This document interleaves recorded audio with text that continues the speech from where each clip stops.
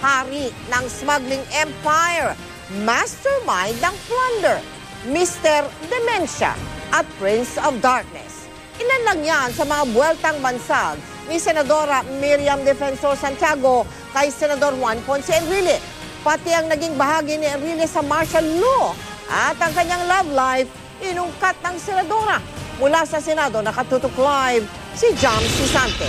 Jam? Mel, 2 di pa lang layo ni Senador Miriam Defensor Santiago kay Senador Juan Ponce Enrile nang tawagin niya itong mastermind ng pork barrel scam, smuggler at babaero. At habang galit na nagsasalita sa Senador Miriam Defensor Santiago, patawa-tawa naman sa Senador Enrile at harapang naglalaro ng kanyang computer game. This man, contrary to logic and common sense, hopes to evade criminal prosecution and public outrage over his plunder by resurrecting campaign dirt against me, which are over 21 years old.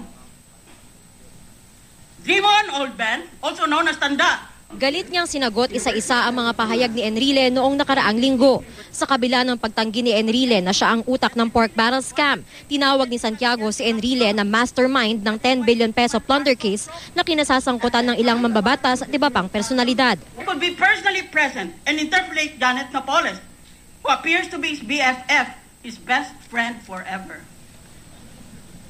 But he chooses to keep away and to keep silent because he's immobilized by fear and humiliation. Sabi ni Enrile, nagsimula ang alitan nila nang hindi niya kumpirmahin si Santiago bilang Agrarian Reform Secretary noong panahon ni dating Pangulong Cory Aquino. Pero paniwala ni Santiago, nagsimula ang galit sa kanya ni Enrile noon pang martial law. Pinakawalan daw kasi ni Santiago bilang trial judge ang mga nag-arali na estudyante na pinakulong ni Enrile. This was and remains Enrile's arrogant, tyrannical attitude to young people, persecution, bad faith, malice, and dictatorship. He has never changed. Hinimok ni Santiago ang Department of Justice na imbestigahan si Enrile dahil daw sa mga krimen nito, kabilang na ang naging papel ni Enrile noong martial law.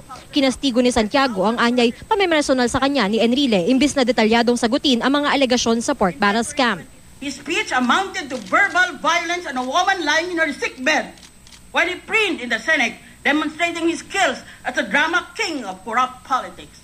Inugnay din ni Santiago si Enrile sa anyay smuggling at gambling activities na konektado sa Cagayan Economic Zone Authority o CEZA. Si Enrile kasi ang may akda ng batas na bumubuo sa CEZA at ayon kay Santiago, ang CEO ng Port Irene ay kamag-anak ni Enrile. Bakit tayo nagbabayad? Sa pamagitan ating voice para kumita itong smuggler na ito. Aba, ang galing. Global gambling lord na siya ngayon. Sabi pa ni Santiago, namuno din sa illegal logging si Enrile noong martial law. Pati ang love life ni Enrile, hindi pinalagpas ni Santiago. Binasa niya ang isang lumang artikulo na nagsasabing naghiwalay si Enrile at ang asawa nitong si Cristina dahil di umano sa pambababae ni Enrile. He's chasing after other women, including domestic helpers, cooks, and assistants. Walang pinapatawad ito. Kaya ayaw kong tumabi sa kanya, baka mamaya na HIV ako. Inakusahan niya si Enrile ng pagkakaroon ng relasyon sa kanyang dating chief of staff na si Attorney Gigi Reyes. Enrile had the audacity to throw a birthday party at a 5-star Makati hotel for his concubine. Nag-birthday party para sa kirida niya, to which he was able to drag President Aquino. And this libertine pontificates about morality?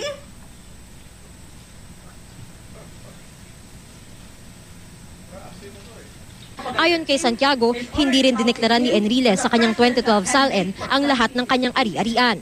Sa talumpati ni Enrile noong nakaraang linggo, pinahiwatig ni Enrile na may problema sa pag-iisip si Santiago. Sagot ni Santiago, Enrile with his eternal philandering and unexplained wealth desperately needs a shrink as a mental health measure. His mind is sit, 3 times sit, to use the language of Katniss Everdeen in the Hunger Games, Catching Fire. Yan o. Yan, 3 times sit ka. At para lang sigurado, ito. Sinabi rin ni Enrile sa kanyang talumpati noong nakarang linggo na noong trial judge pa si Santiago na wala ang isang inangkat na sports car mula sa Bureau of Customs at saka nakitang minamaneho ni Santiago. Empleyado ng Customs noon ang asawa ni Santiago. Wala itong katotohanan, sabi ni Santiago.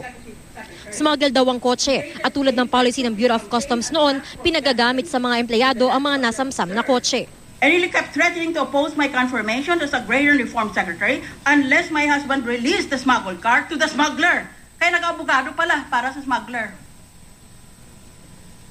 As a former customs commissioner, Enrile wanted to bend the law for his illegal clients. This tale of a Toyota is a non-issue. Sagot naman ni Santiago sa pamamaliit ni Enrile sa kanyang bar exam grade. Hindi raw talaga mahalaga sa kanya ang bar exams dahil sa ibang bansa, mas binibigyang halaga ang membership sa Law Journal. Maging si dating Senador Ping Lacson na kaalyado dati ni Enrile sa Senado at minsan ring nakabanggaan ni Santiago, binanatan ng senadora. Tinawag niyang attack dog ni Enrile si Lacson. Wala daw katotohanan ng mga alegasyon nito na ginamit niya sa maling paraan ang pondo ng kanyang opisina at kanyang pork barrel. Ayon sa senadora, noong PNP chief pa si Lacson, binigyan siya ni Lacson ng impormasyon laban kay nooy DILG Secretary Ronaldo Puno dahil gusto raw makuha ni Lacson ang posisyon ni Puno. Binigyan niya ako ng papel para may skandalo ang boss niya na gusto niyang palitan at nagtago doon sa Hong Kong habang inatake ako ng kanyang boss. What a jerk. When a Manila Regional Trial Court issued a warrant of arrest against Lacson, he jumped bail and became a fugitive from justice. Nagtago yan eh. But many believe that Enrile provided safe haven in Cagayan to Lacson. That is why these two men are so close. It can only be called a relationship with feelings. This early, Pinky Lacson's propaganda team is already touting him as a presidential candidate for 2016. Balik kay Enrile, hinamon siya ni Santiago sa isang debate tungkol sa pork barrel scam at sa paggamit ng Senate funds na gagawin sa University of the Philippines College of Law kung saan pareho silang nagtapos. I challenge Enrile to a public televised debate on the plundered charge against him, face to face. Huwag kang mag-upa ng attack dog mo. Ikaw ang humarap sa akin. Tayong dalawa.